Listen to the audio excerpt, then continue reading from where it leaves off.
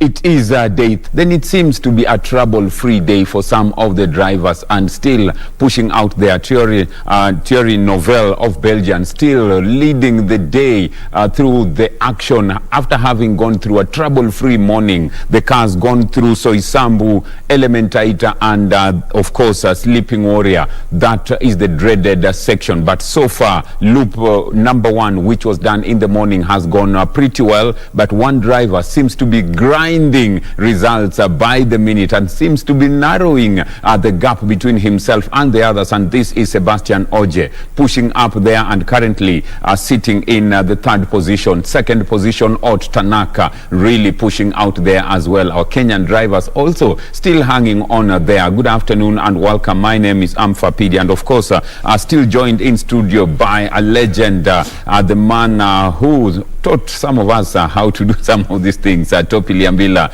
with me in studio. Very excited and looking forward to the rest of the day, of course in his rally gear, and just hoping that he could have gotten an opportunity to be out there to do the same. Topi, pretty good morning. So far so good for most of the drivers. Thierry Neuville seems to be having a 28-second lead. Yeah, over his French colleague Oje was expected to, in the morning, the start, he was leading the pack. So, but after these 3 stages, and apparently it was quite tough, and maybe he kind of gained his space. But remember, like what we said in the morning, is that every stage has its own obstacles, its own challenges, and it doesn't, you can't guarantee that the start list in the morning is going to be what would be in the afternoon. So right now, of course, they have finished the morning loop, which was a loop over Elementaita, Soisambu, and Sleeping Warrior. And there's a lot of talk about Sleeping Warrior.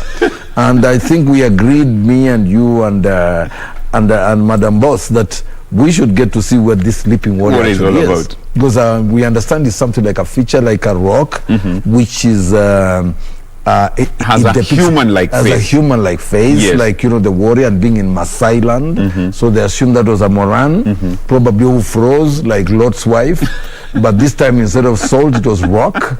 So okay, so it was. It was really tough. But then, like you see, okay, Neuville is up on the spot, and now we are getting into the afternoon session, and the afternoon again is also another loop, and we're looking forward to see if Ogier can regain his position, because it's quite tough, but the times are so close that you can't really say that whoever is at the top is way out there. It's not like the marathon or wild record. It's somebody's done about 2 laps or something. You find it's quite close. It's like the 100 meters. Anything can happen in the last actually 1/10 of a second. This is one that you can't predict. More so, you've mentioned marathon, and in marathon they always say until you see the East Africans up there, they know the race has not started proper. So in this case, the big boys are all out there trying to get maximum points out of the WRC, circuit, so that they be up there. Sebastian Oje currently leading the standings at 106 points and hoping that he can get maximum out of this. We are looking at an afternoon that will come with lots of intrigues, more so after the morning fatigue that the drivers have gone through, the heat taking its toll, and now is the true test of man and machine, more so going into the Sleeping Warrior section that we all know, very rough terrain, soft sand, and of course we are looking at the volcanic rocks. Will be tough. Whoever manages the afternoon, one would start saying could be potential winners of the same, because tomorrow as they head to Hell's Gate, it will just be about power stage, because that's where they go flat out to get maximum bonus points. But today and most of the afternoon will define who is likely to be at the top by end of the day. Oh, definitely, because coming into today, Friday was thought to be the big day, and when Ogier topped the pack, we thought he was a runaway winner, or he's a runaway leader. But to this morning's edition of the competition has just signaled a totally different ball game here. And chances are, because all these guys, when you look at them, you know, Novell, you know, leading, Kasuta, you know, the Japanese guy. Correct. Then Tanak, they're all ahead. They were all ahead of Ogier. Then there's Greensmith and Formax. All these top guys. What I'm seeing is that, you know, these, like, the stage we are getting into is when now we can safely say that it is sorting out the boys from the men, or the wheat from the chaff, as it were, but more so boys from men. And this is when now tact will come in. This is when now also the punished machines will also come in. This is when now also the mental state of the drivers will come in. Tomorrow would be like more also like, let's go full out. So tomorrow would be more of like what do the cars still have up their sleeve? What can they produce? Can they hold it? Can they keep it together? So yeah, like you said, at the end of the day today, I think we shall have an idea of who is bringing it home tomorrow. We are looking at, you know, very interesting times. And I mean, Sebastian Ogier, with a very good tweet earlier on in the day, he said, and I quote, good morning for us. It's a good morning for us. Let's keep this rhythm and try to stay out of trouble for the second loop this afternoon. Gaps are big, but it's the Safari Rally. Many things can still happen. I mean, that's Sebastian Ogier tweeting in the morning saying many things can still happen, and they have happened because he's lying at number 5. So that means that, you know, quite a lot has happened during the day. And like what they say, the most revered stage, super stage, was the one of the Sleeping Warrior, and apparently the Warrior is not disappointing. And it's been quite rough, and we are told, you know, like, you know, the rough terrain, like you described earlier, you know, this is a volcanic rock, which has those elements of, you know, like loose rock, and then you can't really, when you're driving, you know, the car is literally like rocking. You think you have an earthquake below you because of the gravel hitting the tires, and this is something that now they're doing the loop. Again, it will tell you another totally different story. So at the end of the day, what we're looking at, that, you know, we're going to see something of like, okay, fine, who is holding it? But I think if Ogier, who kept it you know, together yesterday, if he can keep it today together, then we can say, you know what, he's in the he is in the numbers. And with Novell, of course, obviously, maybe Kasuto, you know, he was quiet most of yesterday. He wasn't in the picture actually yesterday, but now he's coming up, you know, from the morning session. He's now in second place. You're just about like 28.1 seconds behind and the leader. And as we look at that, Sebastian Ogier seems to be getting very good results, because in the stage that currently they are on, he's done the best time of 8 minutes, 47.5 seconds, and Ottanat followed 2.1 seconds, you know, after that. Then Thierry Novell 3.5 seconds later. It means somehow Sebastian's experience is coming to play. Remember, he is the second most successful after Sebastian Loeb. Does it show that now the mind game starting to play? Remember, he said this will be a clever man's rally to win. And it is. And Safari Rally never disappoints. I keep saying that. And Sebastian, like, you know, you remember what you recounted about his wins. Correct. He's what you'd call the checkered flag guy, or guy winner. He wins one event, the next one he loses, or rather he doesn't win, maybe like second or third. Then the following one he wins. And then again comes the fourth one, which again he doesn't, you know, keep the ramp position. And then the next one he does. So the last one he did win. Now the rally, Safari Rally, is supposed to be like now the Waterloo, according to if we follow his chronicled wins and losses. So maybe Safari Rally could be his ditch again before he wins the next one. But of course, there's always a first time. There's always a first time, and when Topi talks about that, just to take you through, remember the WRC Safari Rally is the 6th in a 12 circuits. The first circuit, Rally Monte Carlo, was won by Sebastian Ogier. Then Elfyn Evans was the second. Thierry Neuville came in third. The second rally after that was Rally Arctic, which was in Finland. This time round, it's Ott Tanak of Hyundai who won the rally. Sebastian Ogier finished in the 20th position. Then after that, like Topi says, he bounced back, winning the Croatia rally.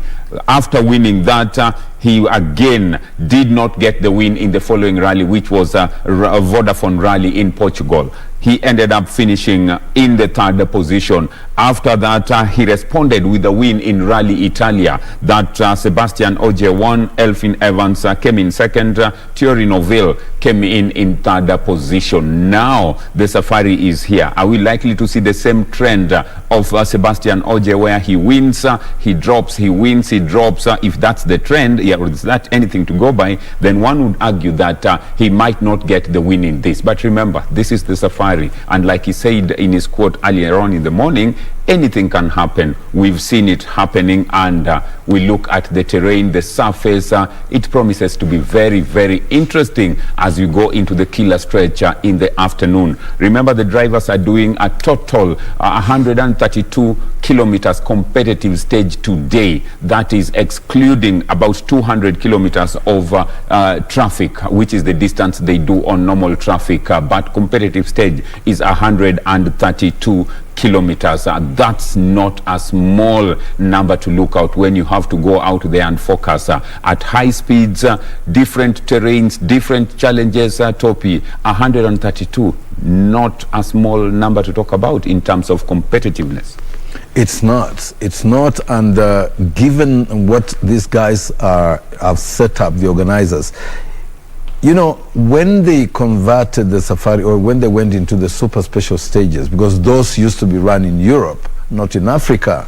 In Africa, we used to have what you'd call, you know, a free fall. A free fall, and used to be, you know, to be run, and it was a true test of man and machine.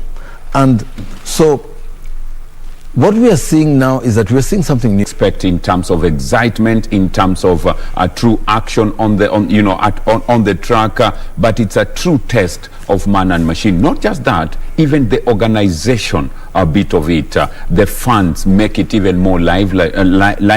And from what we've seen, the fans have been so hungry to just get to understand what Safari is all about, because many who never got an opportunity then now get to clearly see what the talk around the Safari has always been. Yeah, well, I'm looking at, you know, the incidence of, say, an 19-year-old boy or girl today who loves motor racing. They have never seen the Safari. This is their first one, because since 1992, I mean, we haven't seen a championship, you know, a world rally championship. So this will be like the first one. But unfortunately, again, they're missing something. You know, I'm 5. If you look back at the 90s, remember the fans, how they, because like Friday would have been flooded. They would have flooded KBC. Guys would not even sleep because the Safari was run even through the night. Exactly. And that was the most beautiful thing. You know, you're standing out there and, like, you know, you're eating or you're doing something and you hear the rally and you've got to run to the road to go and get the adrenaline, even for you as a motorsport fan. I've tried. I can still not get the words to describe what my feeling was. Let me paint a picture, Topi, and I believe you must have gone through this. Bring it on. The Yesteryear Safari brought in another angle even to young ones in the estates, the mitaa, because they would make those vehicles, and they would form a rally of their own. Safo, that's what we called it. Safo was the name. Safo was the name. After the rally, you know, the play game, you know, that was Easter holiday. So basically, during the Easter holiday, so there's also the schools also shut, yes, closed for the Easter holiday. After that, the kids would be making makeshift, not buying cars like what we do today. You go to the shop to buy your kid, a car. I want a police car. I want a fire engine. Guys, we are not doing fire engines. We are doing SAFO, and we are building them out of cardboard, out of metal, and we would be out there from morning until evening. You racing. Finish all the cloth hangers in the house. Yeah, because we are going to twist them into. And we would be out there very seriously, making roads, making pathways, and competing. Wow. It was fun. I mean, unbridled fun. But right now, it's all about PlayStation. Bridal PlayStation, Xbox. Mommy, I've got to go to you. You're going to the shop, the cyber, to go and pick up the latest, cyber, there's a play game. Nah. We guys was on the road, and we used to make our toys. So those SAFOs, you would make, most of the oils, like cooking oils, were in metal cans. Yes. So the whatever cooking oil, metal cans, that one, after it's finished, you would even be tempted to go and empty your mom's oil into a bucket so that you can get that metal can and go cut out a safari rally car. How many slippers did you run away with? Don't even go with, because okay, fine, good mama and dad. Because you had to make your makeshift tires. Yeah, makeshift, and that's what we're saying. You think about it's about the tires, not about what these slippers are going to do. Nah, it's not that was not important. But what I'm saying is that we kind of grew up with safari, and it came over time that it became like what I was saying is that safari became Easter. So synonymous. Easter was safari. You could not talk about safari without mentioning Easter. You could not talk about Easter without mentioning safari. So that combination, that connection was so powerful that even people did not really take young people did not take December very seriously, like Christmas. No, we were thinking about Easter. The Easter holiday was a marker. It was a calendar blip that you couldn't avoid, because you knew. And interestingly, because the beauty of it is that that the safari was not just being run in Nairobi. It was run all over Kenya. Even before that, it was run all over East Africa. So you did not need to come to Nairobi. You did not need to go to Naivasha or Kasarani to watch the safari rally. You go back home in your bundles. It would get you there. It would get you there. Because it would do, they would do 5,000 kilometers. 5,000 they would leave Nairobi, to the central part of the country, Mombasa, back, Rift Valley, Nyanza, everywhere. And before that, Uganda, all the 3 capital cities, Dar es Salaam, and they would sleep off and then, get flagged off by the president of the country, from Dar es Salaam. So they would do the first road, they head to Tanzania, Dar es Salaam, then they're flagged off the next day, do across Tanzania, and head towards Kampala. So, I mean, you can, I can't, I've got so much to talk about that, of course, we at the time, I'll tell these youngsters exactly how it was. But I believe that, we have in the archives, we've got a lot of this footage that they can see, and we had, of course, our own powerhouses. Like those days, it wouldn't be about Sebastian, it wouldn't be about Novel, it wouldn't be about Kasuto. We'd be talking about Joginda Singh. We're talking about Sheikh Meta. We're talking about Ian Duncan. We're talking about Frank Tundo, Patrick Njiru, Anunda, Ngunjiri, all those guys, Kimathi, Phineas. These were the guys, and they were guys that we look for. And you should have seen when a Kenyan driver goes up on the ramp. You think this guy is going to win. The kind of applause you said, just come with it. This is the best guy. These guys can be beaten. But that was the rally. That was the spirit. So we just hold it there, because we have to go for a short commercial break. Then when we come back, paint that picture, because it looks like the history is there. I mean, the big names, Sheikh Meta, then the other big names, foreigners came in, beyond Waldegard, Mike Ackland, Yua Kankunen, and the rest. We are going for a short commercial break. When we come back, Topi will help us unpack how it used to be and some of the big names that were there, and how those names ended up influencing the current crop of drivers that we're seeing in the rally. Short commercial break.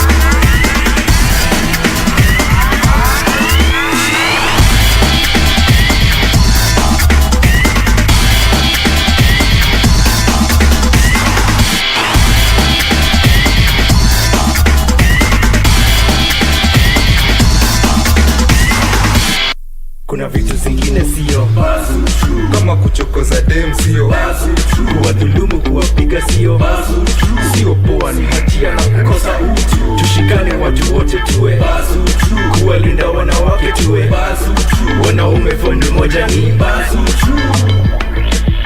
It's not a boys club if you aren't all winning. Be better and demand the same of those around you. Kuwa Bazutru. Stop gender-based violence.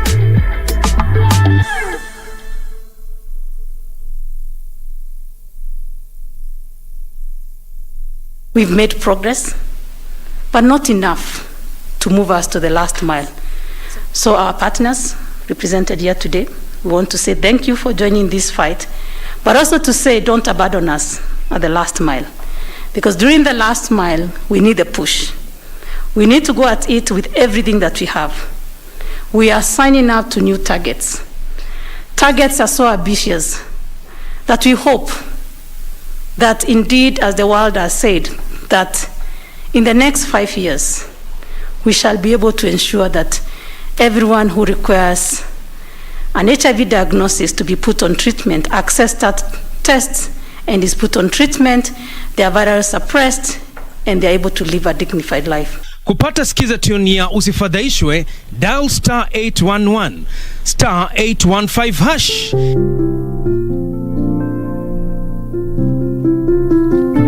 Usifadhaishwe na mafanikio ya wengine ukihisi kwamba maisha yako hayana maana. Kumbuka, wengi huzungumzia tu mafanikio yao na si changamoto walizozipitia na ni mara ngapi walianguka. Tia bidii, muda wako utafika. Ili kupata skiza tune hiyo ya usifadhaishwe kwa simu yako, dial star 811 star 815 hash, star 811 star 815 hash. Kuna vitu zingine sio kama kuchokoza dem sio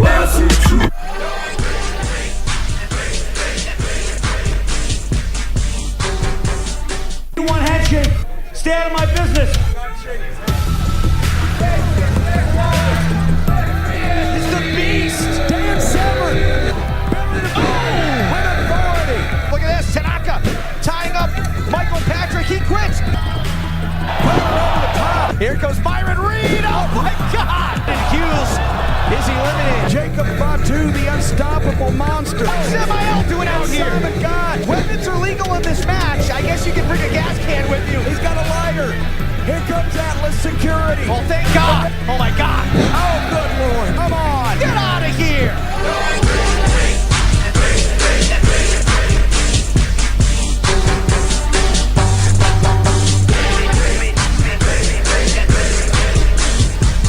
Around you.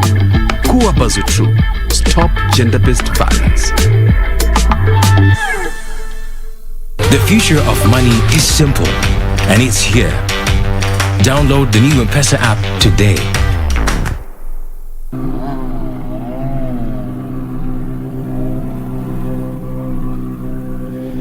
Carl, congratulations. First victory of the weekend. It must be such a pleasure to have the World Rally Championship here.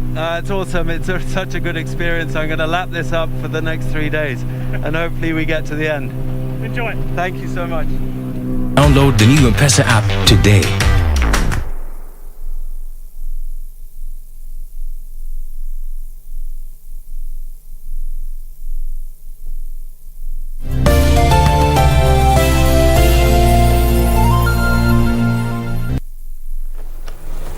Welcome back.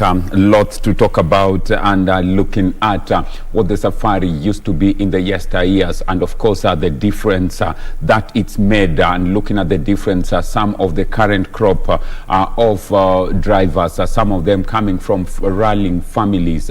Interesting to see that they got influenced with the yester drivers. But talking about that, Topi was just giving us some history of how the safari evolved, and you know, some of the big names that graced the safari, some of them coming here for their maiden safari ended up winning, like Juha Kankunen, co-driven then by Juha Pironen. Very big names indeed. Topi, it takes you down memory lane. Oh, it's great. I mean, because like for me, I can find the rally, of course, began in 1953 as a coronation rally, and it was being run the whole of East Africa, the British Protectorate and stuff. But we got to witness a safari rally, like what I said, from my childhood. And we would enjoy the safari, but when I really got into, like, you know, the safari, getting to know, was in the early 80s. And that's when now we began hearing about, you know, from 79, we had Sheikh Meta and Mike Doughty, who won actually 79, 1980, 81, 82. Sheikh Meta with Mike Doughty. Was so synonymous with Datsun. Yeah, with the Datsun, yeah. 4 times winning the safari rally. And you know, you can imagine. Of course, before that, because there's Joginder Singh, also who did quite a lot. Then came the Swedish influence and the Finnish influence. Ari Vatanen. Yes. Very cool guy, very calm, not talk too much. Bjorn Valdegard, the grand old man, also from Finland, very quiet guy. But when they're on that road, he wouldn't just answer, okay, I think it's good. You say, okay, so how are you finding the rally so far, Mr. Valdegard? It's good. You know, didn't talk much. No, not talk much. But he talks on the car. Then, of course, one of the most fantastic years, because we thought it was going to be Bjorn, because right up to the very end, we thought it was going to be Bjorn Valdegard. 1985. Then there comes this boy, this 19-year-old boy, Juha Kankunen. First time debut. He came the first time, I think 3 days before, and he did this recce.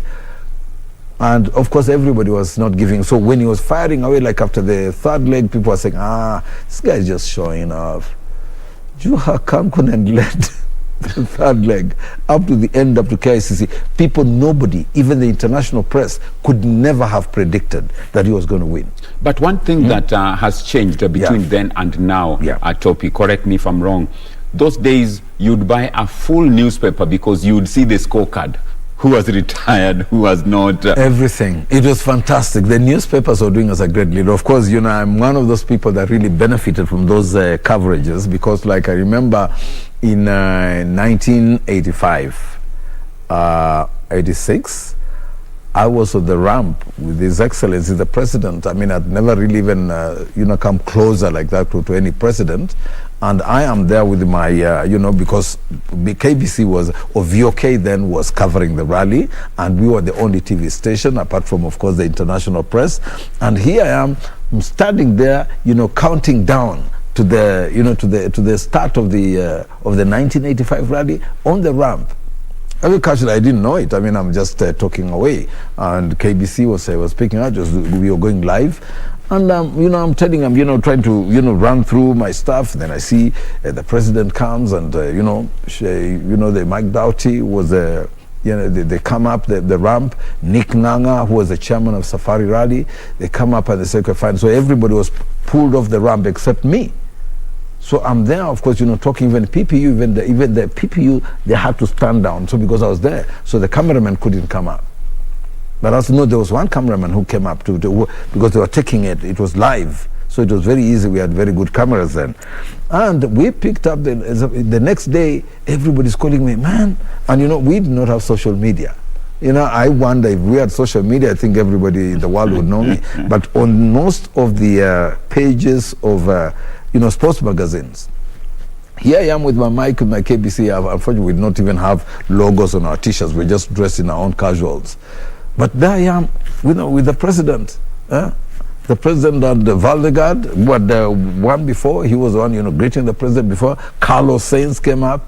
There's some of these big names that And Carlos when you says. talk about that, we are looking at how those names have influenced the present generation of drivers. I'm looking at the connection of yesterday and today. Look at Peter Solberg. We have Solberg, young Solberg now in the rally. You've mentioned Carlos Sainz. We have young Carlos Sainz now doing so well in Formula One. So there is a direct link that it runs in the family, and they are benefiting by having their young ones right now, in the Safari rally, and are doing pretty well. In fact, even talking about now, we cannot forget the CEO of the Safari, Phineas Kimathi. His son, McCray Kimathi, is on. And interesting, and just on McCray, the name, I read the name and I said, wait a minute, is this a mistake or something? Because Colin McCray also won the rally. The last rally, the last Safari in 2002. 2002, and also 1997. And I think this young man may have been born around about there when Colin McCray was winning the rally, and he was named Colin. Then we have got, of course, Azza Anwar. Azza Anwar, I think his nephew, Hamza Anwar. Then Maxine Wahome.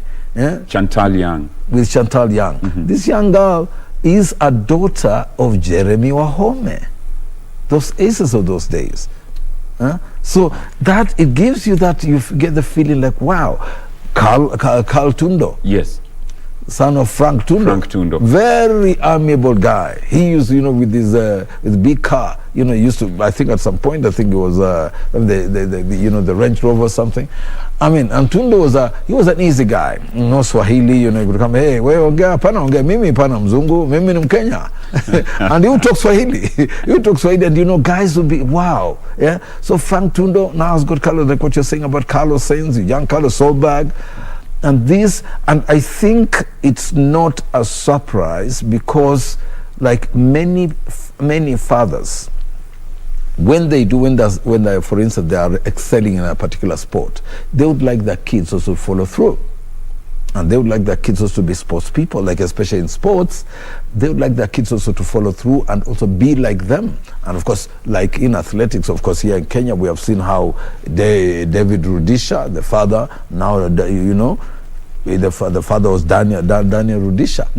It runs in the family. Runs in the family. And interesting, that, with the 800 meters. So some of those things like legacies, I think, are very profound. I mean, of course, you don't expect that they say the apple does not fall far from the tree, but of course not everyone has that. But I think, like, especially for those people who excel in sports, you have made your name and you're out there, everybody's looking at you, you have made your money, you have schooled these kids through that sport. Do not be ashamed to introduce your children to the sport.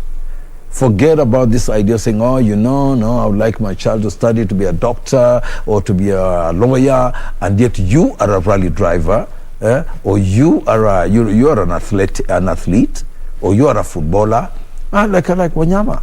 Look at the vehicles better and better, because in the yesteryears we would see some 4x4s, you would see Range Rovers, you would see pickups in the rally. We are not seeing that. We are seeing the vehicles becoming smaller, but very fast. Looking at the Toyota Gazoo, look at the Hyundai, it's not what you used to see. Is it a case where the manufacturers are trying to modify the vehicle as much as they can to suit different terrains? Looking at the Gazoo and the Hyundai, even the Fords. That's very true. In fact, like, even if you find like some of the, the olden days, we had cars which were normal cars, people would just modify their normal cars, like the Peugeot, the Mercedes, the Citroen, the Volvo, the Saab, all were these, roads. But you see, for instance, it's actually a car that you'd say a normal car in name. But when you look at it, I mean, you hardly find Hyundais looking like that. The Toyotas we are seeing on the road are not like that. Okay, a few of them. So they're making them much smaller. Like, you remember the Nissan March Turbo, the little car that, I think would fit in the Doodles. They were called Doodles then. But of course, we've got more Doodles now. We've got the Fitz, which is the Doodle. But you see, that kind of defined the the coming in models. And what it is today is that, okay, fine. Most of these guys, the rally drivers those days, were just ordinary folk. Ordinary folk bored and say, you know what, I will tune up my car and hit the road. Not like what we are seeing today. But then they commercialized the commercial elements moved in, and then we had the World Rally Championship, and now people began, the manufacturers had to sell their car. So like if they wanted to bring a car in the market, they would test it with the Safari, and if it hits the terrain and look at the benefits Toyota has done. Correct. The car in front of you is a what?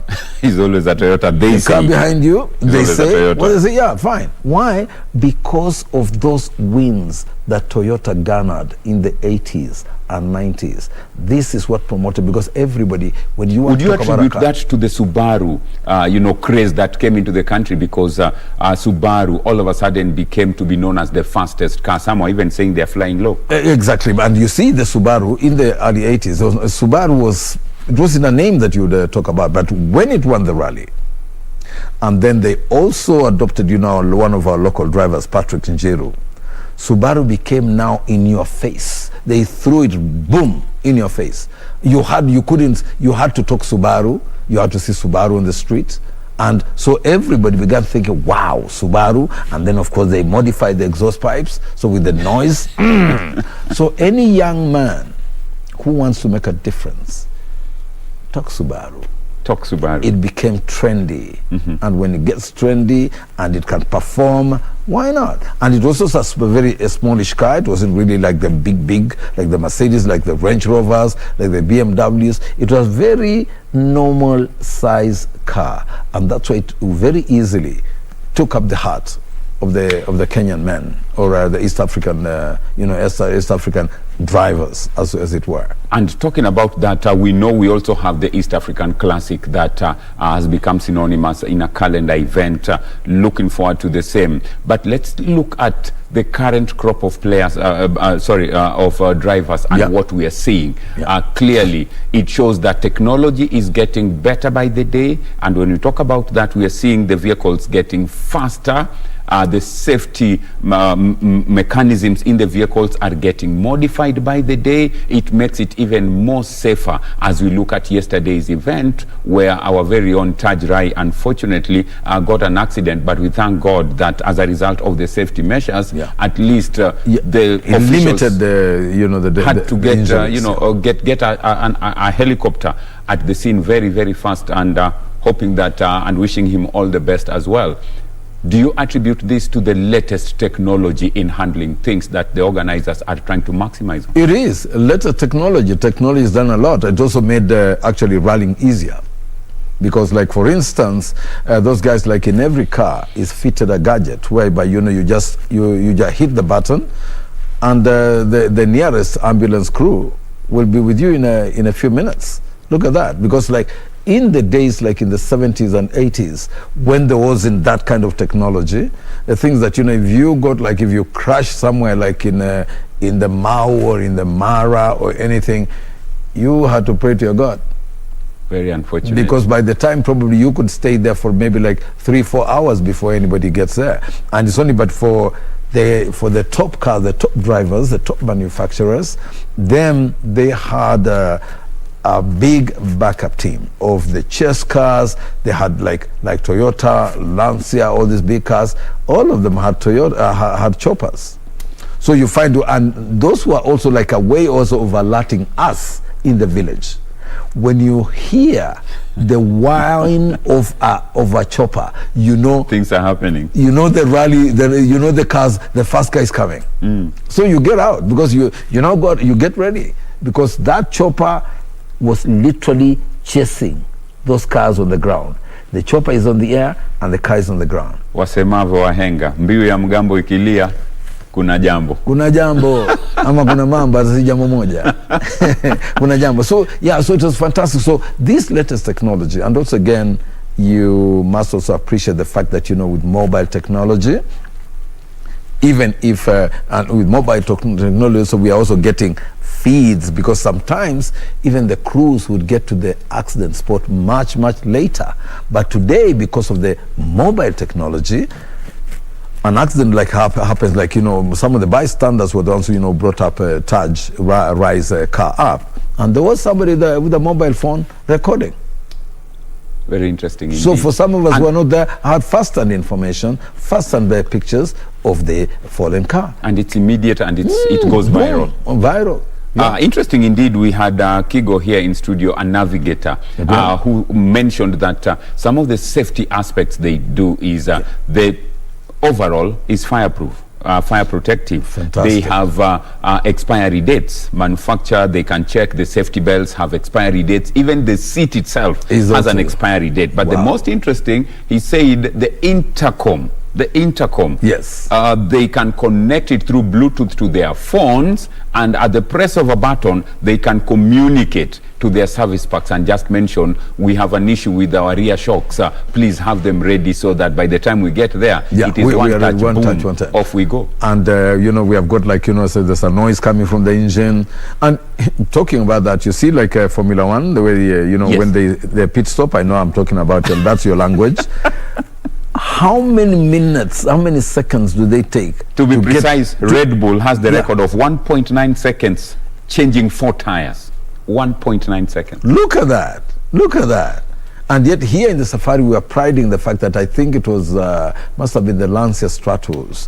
The Lancia was very, very funny. Very low car, and it had a very big tire on it. You find, is it the tire crashing this little car or something? But they could also change in precisely 8 minutes. And this is manual. 4 tires. 4 tires, clean, and they're ready to go. One synonymous thing with your favorite vehicle, Lancia, in the recent past was always having a spare tire on top of the vehicle. Of it. And it's very little, and then the tire looks really big. It looks like it's even bigger than the car. So that's what, really got us. Like, wait a minute.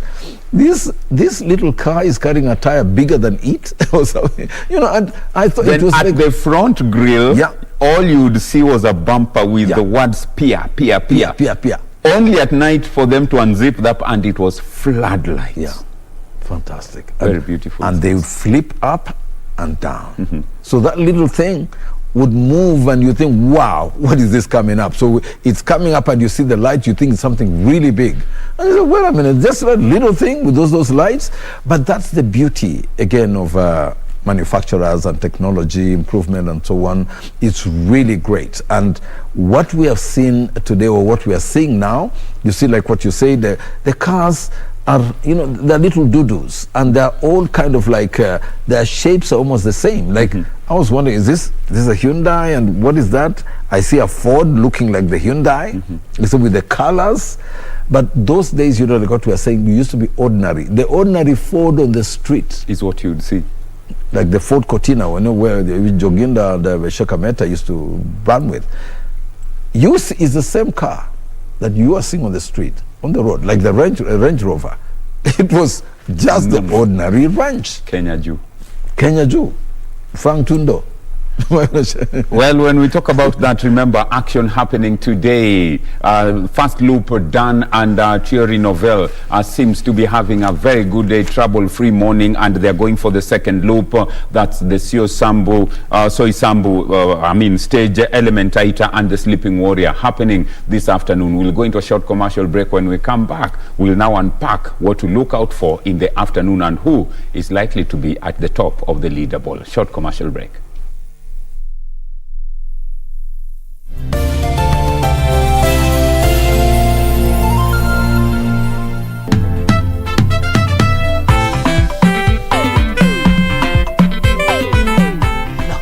Tilt your head a bit, okay? Yes. Not turning. I am saying you tilt your head. Not 90 degrees. Forte. Yes, come. Good. Right there. Where were you? I have been calling and calling. Where the hell have you been? School of yesterday class time. Where should I be? I am so mad. I feel like my blood is burning. It is boiling.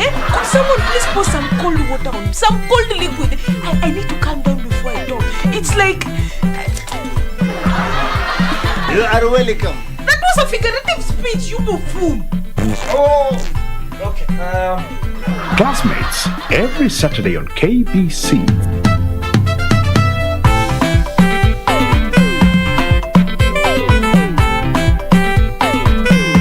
Mile is because we have one area that we have not yet attained what we are looking for, and that's elimination of mother to child transmission. In their countries that have eliminated mothers passing on HIV to their children, in Kenya we haven't. That is actually the foundation or the bedrock of the First Lady's initiative, and so the First Lady cannot do it alone. Ministry of Health cannot do it alone. And so what we are doing as NAC is working with the counties so that we can all, so that if a mother, before she even gets pregnant, can she know her status? Because if you know your status, that's the first way of making sure that you prevent passing on the virus to the children.